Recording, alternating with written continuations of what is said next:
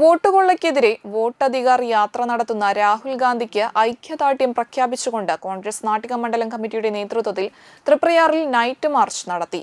മാർച്ചിനു ശേഷം നടന്ന പൊതുയോഗം DCC general secretary advocate Naushad Attumparambath ഉദ്ഘാടനം ചെയ്തു. കോൺഗ്രസ് നാട്ടിക മണ്ഡലം പ്രസിഡന്റ് PM സിദ്ദീഖ് അധ്യക്ഷത വഹിച്ചു.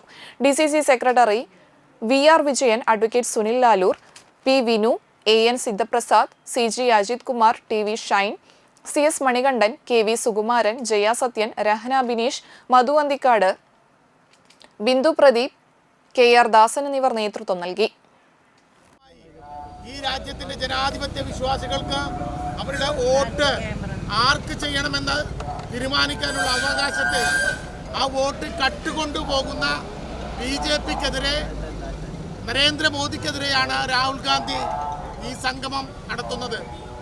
ആ സംഗമത്തിന്റെ അവസാന ദിനമായ ഇന്ന് രാജ്യത്തെ മുഴുവൻ മണ്ഡലം കോൺഗ്രസ് കമ്മിറ്റികളും ഒരേ സമയത്ത് ഒരേ മുദ്രാവാക്യമുയർത്തി രാജ്യത്തിന്റെ തെരുവോരങ്ങളിലൂടെ ഇത്തരം ഐക്യദാർഢ്യ പദയാത്രകൾ നടത്തുകയാണ്.